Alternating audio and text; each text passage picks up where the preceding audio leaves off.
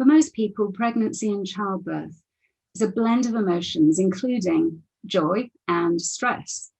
It's an inconvenient truth that the more stressed you are, the more challenging it is. So today I'm speaking to expert Helen Craven about how to reduce stress during pregnancy and childbirth, so that, and beyond actually, so that you can have an easier time of it. But first, I'm going to ask Helen what stresses her out on a day-to-day basis.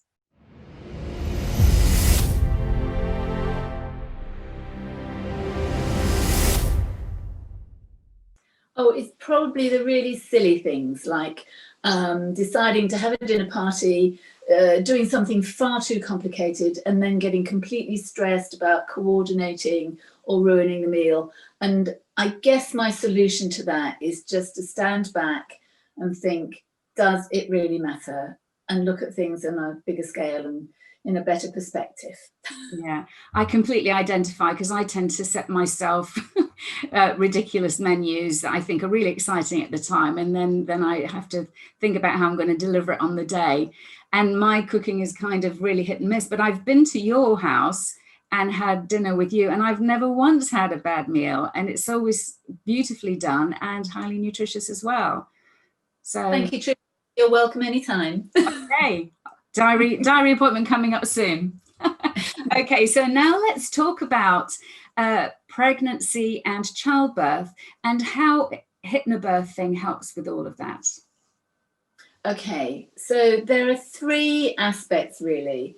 The actual birth itself, obviously we aim to help mums and dads to experience it as a wonderful celebratory event, not a trauma.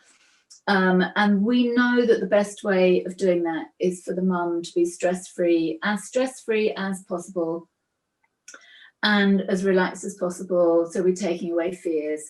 And through the pregnancy as well, to be relaxed is fantastic, helps the mum to enjoy her pregnancy. It often makes some of the more unpleasant symptoms that arise from pregnancy, it can often ease those a lot as well. And the baby, at the end of the day, the baby that's had a mum who's been relaxed, chilled, is a happier, calmer baby. They feed better, they bond more quickly, they sleep better. Because it's the pregnancy, the child actually picks up the energy of the mother during the pregnancy as well, doesn't it? Completely. And we're not expecting mothers to be superwomen. You know, we all have our bad days, our arguments, our upsets, and that's normal and natural. But to be aware that the baby does respond to how the mother's feeling and what's going on epigenetically, as we call it, the things around, babies pick up on that. We know that from scientific monitoring. And the best thing the mum can do is to do as much relaxation in between the stressful things as she can, and even to talk to the baby. And if something sad or bad happens, to actually inwardly talk to the baby and say, it's all right, you're safe, this doesn't affect you, this is mummy's thing. And babies pick up on that too. I have a lovely little example of that. I was working with, and we work with couples, very much to do with, you know, the father or the partner being involved as well. The mum to be worked, she was a doctor, she worked in A&E and became very aware, because she was tuning in more to her baby, that when she was working, the baby was really still and quiet. And she actually got a bit worried and thought, oh my goodness, is this baby okay? And then we did a session where we talk about how the baby responds to things around. And she realized that all the dramas and the noise and everything else, the baby was like hiding away. It was going, oh, I don't like this. She immediately asked for a change. She still worked in A&E, but she went into the sort of minor injuries unit, which was quieter, calmer, less stressful. And she actually felt the baby moving while she was working. Still wasn't moving as much as when she relaxed. And she really picked up on the difference when she was doing her hypnobirthing work in the evenings at home. The baby was really active because it was happy and relaxed and picking up on her endorphins. But working was different. So it just shows how much the baby is picking up all the time on what's going on. That's really amazing. Now, I started this interview with a very flippant comment because I've never had children, and I can't imagine what it must feel like to have a whole baby delivered from where they're delivered. So to me, it just seems like, what is going on? But the hypnobirthing helps that whole process be less painful as well, doesn't it? Yeah. I mean, the body is brilliantly designed to give birth. So a normal, healthy woman, there should be no problem with giving birth. Obviously, sometimes things arise, and we have fantastic medical facilities now to deal with that, and that's fine. But one of the things we do is acquaint women with how their body works.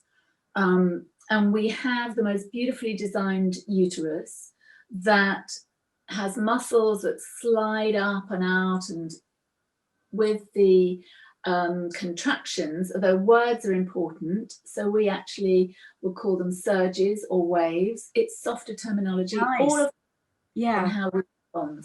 Yeah.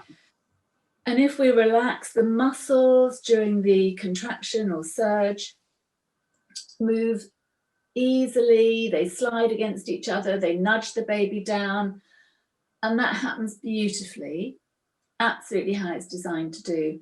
The moment somebody has a scary thought like, oh my God, can I do this?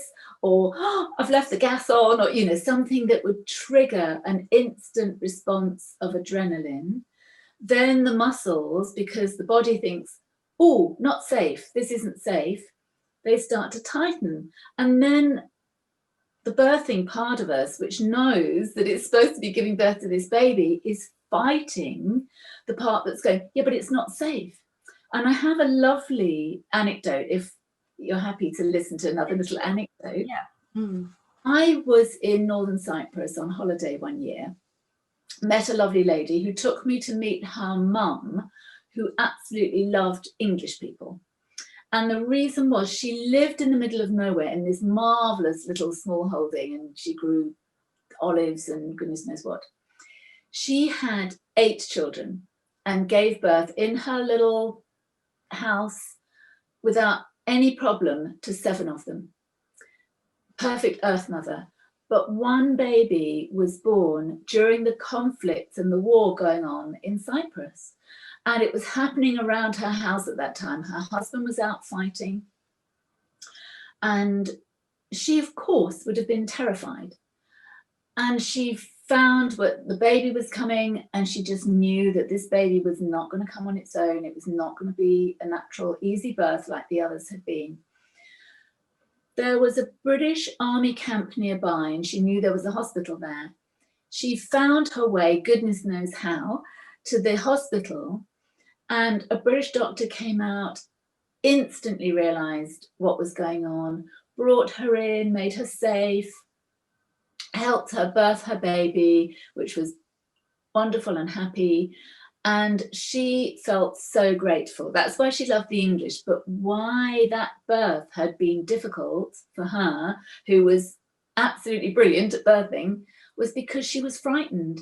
And therefore, the muscles couldn't relax. And one part of her body was saying, oh, hold everything in, it's not safe to give birth. And the other part was saying, this baby's really ready to come out. Oh, wow. That's just amazing. That's a true story. Absolutely true story. She told me through her daughter, who interpreted. Fascinating. Yeah. I wonder if there's something about the baby not wanting to come out if it's very noisy and feeling unsafe. Does that happen where they want to stay in the safety of the womb and not want to come out? I think when the baby's ready, it's the baby that triggers the start of the birthing process. I think it's now considered that when the baby's lungs are fully formed and the baby's ready to be born, it triggers something, it releases a hormone that triggers the oxytocin release from the mother, and that's when the surges start. So the baby always knows when it's ready. Obviously, if there are little medical circumstances where it has to be induced or it has to be brought out a little earlier for the health and well-being of the mother or the baby, that's a different story. But normal healthy birth, it's the baby that triggers. Baby knows. Yeah, brilliant.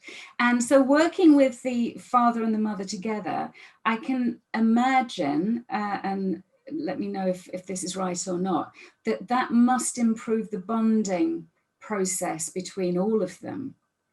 Oh, absolutely. I mean, I now work with Dr. Gary Moser with gentle childbirth, but both hypnobirthing, gentle childbirth, very much involve the father. The father's part of the process. It's his baby too. We teach mothers relaxation techniques, breathing. We teach them visualizations, and they have audio downloads to listen to. We encourage the fathers to do all of that alongside them, and all the other exercises we do. So the father truly understands what's going on. The baby knows the father's voice, even in the womb. And when the baby's born, first born, just out into the world, when it first hears the father's voice, it will turn its head to look at the father. Oh, wow. Right from the first moment. It's just wonderful, isn't it? The human form, you know. And babies in the womb, if the father rubs the bump and plays, the baby will play. The baby knows the father's touch. The baby responds differently to the father's touch than anybody else's, apart from obviously the mother. And sometimes, you know, the baby can touch a little hand or foot that's pressing against the uterine wall, and the baby will push back, and it's play. They do that from being in the womb. That's just fantastic, isn't it? Yeah. It really is amazing.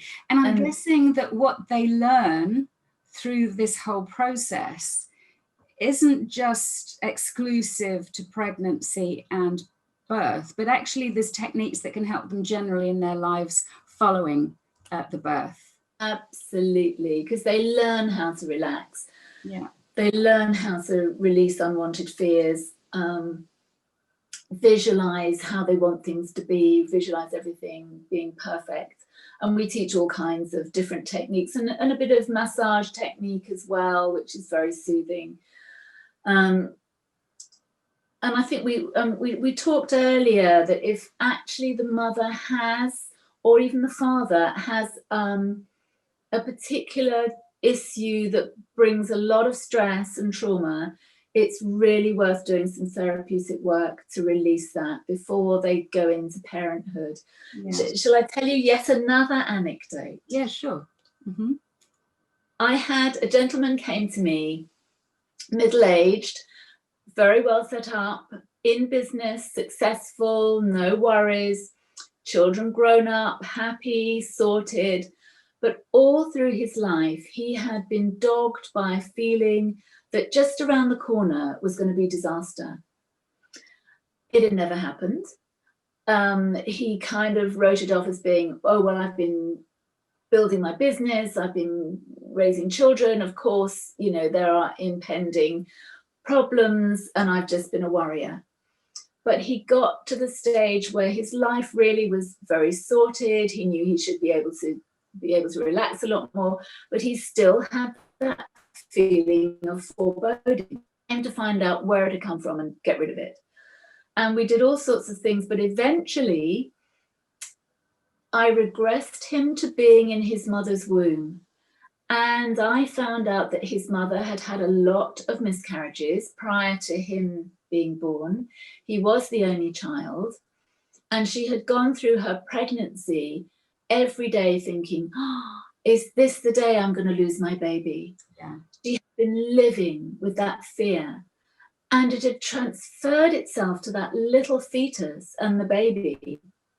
And he had gone through life with that feeling of, oh, is it going to be disaster tomorrow? Yeah.